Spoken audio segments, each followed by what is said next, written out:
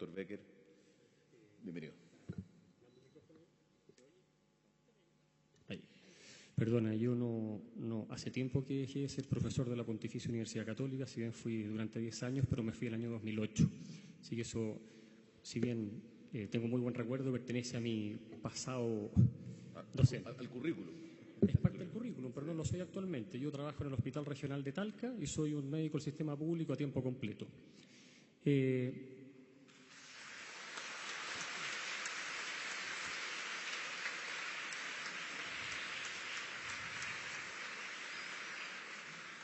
Me lo tienen que descontar del tiempo. Bueno, también agradezco la invitación, si bien hago la salvedad que la gran mayoría de los panelistas fuimos invitados hace 4 días. Eso es un poco tiempo para prepararse para un debate de esta magnitud. Y si estoy acá es por 2 motivos. El primero, porque yo era contrario al aborto y después de haber vivido y trabajado 2 años en la maternidad de un país con ley de aborto, volví mucho más contrario de lo que era antes.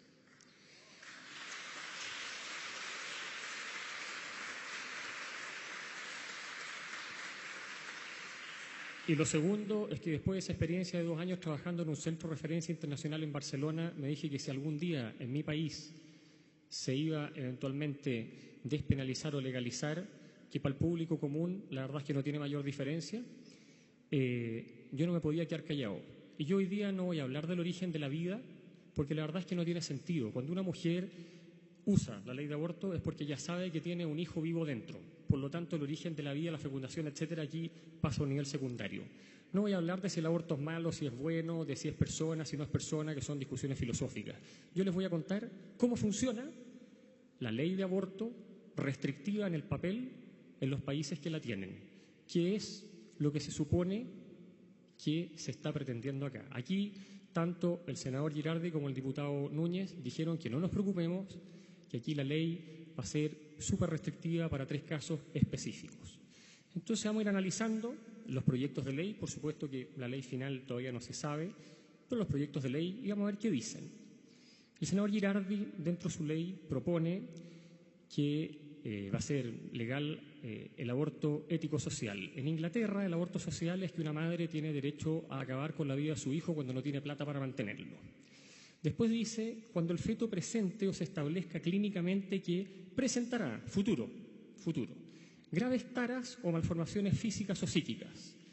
Yo le hago, desde el año 98, ecografía más o menos a 3.500 mujeres al año, cosa que hace cualquier médico que trabaja en medicina materno-fetal, y la verdad es que me encantaría que algún médico materno-fetal en Chile, que somos 43 certificados, me dijera cuándo ha podido diagnosticar una malformación psíquica, porque eso no existe. Sin embargo, esto el público no lo entiende, no lo capta. En los países con ley de aborto donde sale este principio, porque esto está todo copiado de leyes del extranjero, la malformación psíquica es cualquier circunstancia que los padres consideren que va a afectar psicológicamente a su hijo, que implique un daño neurológico o un problema cognitivo. Ejemplo, síndrome de Down. El 98% de los niños con diagnóstico prenatal de síndrome de Down en países con ley de aborto con este principio son abortados. Ejemplo, que me tocó verlo a mí en primera persona, una madre con un hijo, que ese es otro punto importante. Aquí nos ha hablado de madre e hijo. Pareciera ser que dentro del útero las mujeres tienen algo. Tienen un hijo. Cuando uno hace una ecografía, la paciente no dice, vengo a ver a mi feto, vengo a ver a mi embrión, vengo a ver este acúmulo de células, vengo a ver este montón de ADN. Dice, quiero saber cómo está mi hijo. Eso es lo que dice una madre. Y las que son madres les consta que es así.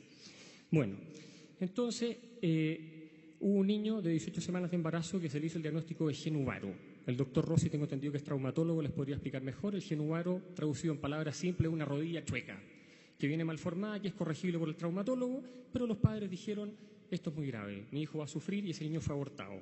Un niño que tenía una amputación congénita a la mano, le faltaban parte de los dedos, y los padres consideraron que eso era muy grave, ese niño fue abortado.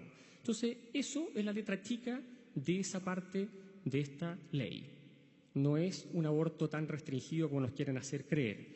Paciente que le salió un screening positivo de toxoplasmosis, enfermedad que potencialmente puede producir daño neurológico. Ese niño no tenía ni una ecografía que le mostrara daño cerebral, pero fue abortado por el riesgo potencial de que tuviera daño neurológico. Entonces, la verdad es que no es tan restrictivo. No hay límite de edad gestacional. ¿Qué significa eso? Que una madre con un niño potencialmente en riesgo puede definir la muerte de ese hijo hasta el momento del trabajo-parto, situación que ocurre en Francia, Inglaterra y Holanda. ¿Cómo se hace eso?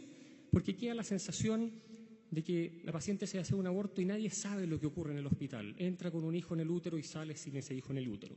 Pues bien, el feticidio consiste en que uno, con una jeringa con cloruro de potasio, inyecta esa sustancia en el corazón fetal que produce un paro, el niño se muere y evidentemente nace muerto porque el infanticidio es ilegal en todo el mundo.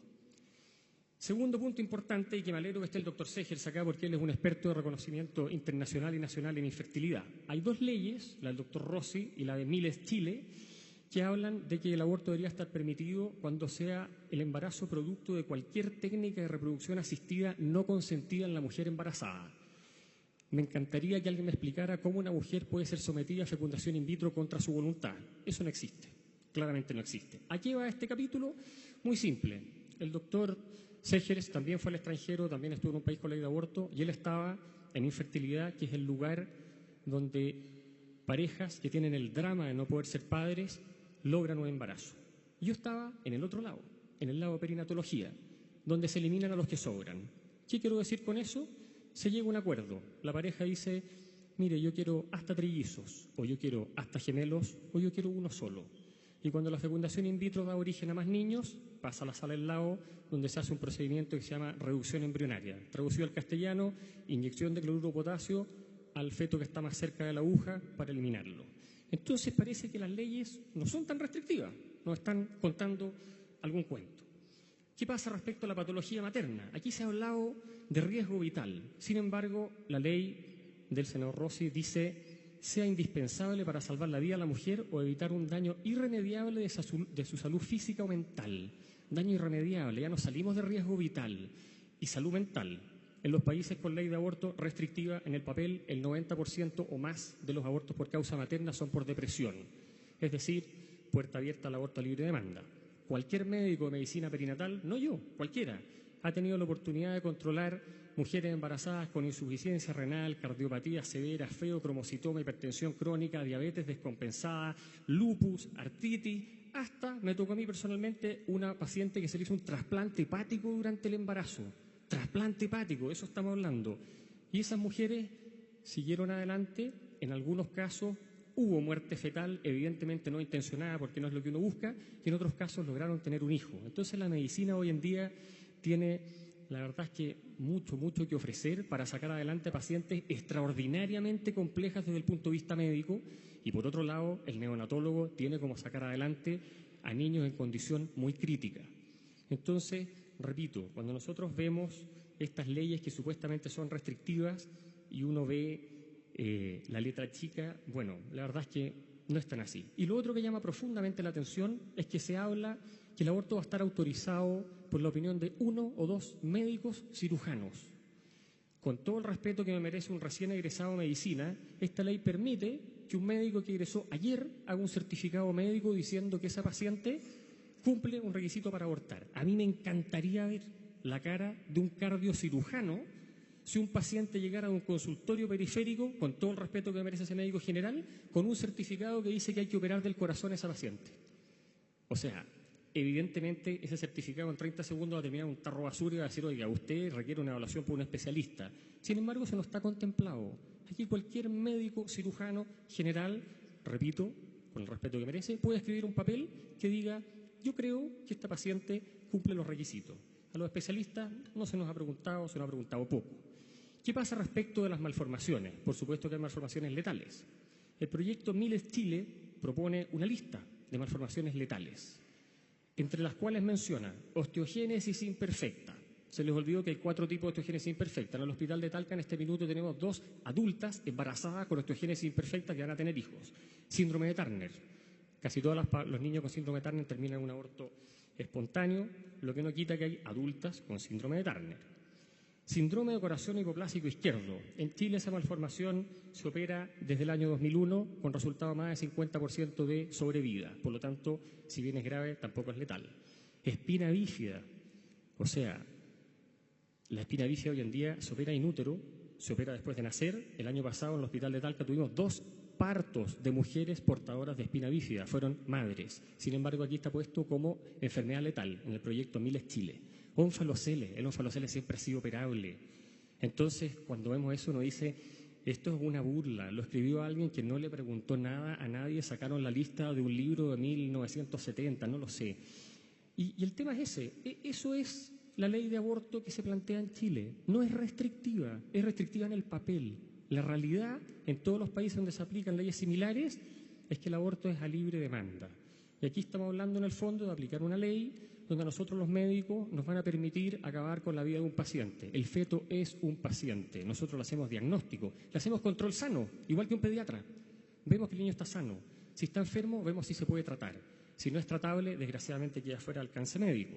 Entonces, si no es un paciente, le voy a ahorrar muchos millones al Ministerio de Salud. Saquen todos los ecógrafos de Chile, nos olvidamos del feto y nos preocupamos de la madre. Si es un paciente, sigamos haciendo ecografía y tratémoslo como corresponde. Eso es lo que tenía que decir. Muchas gracias.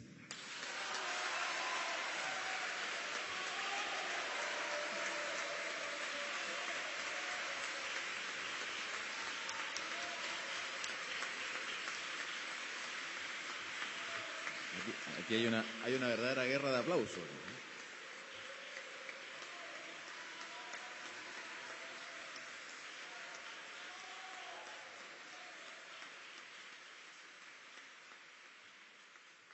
Muchas gracias.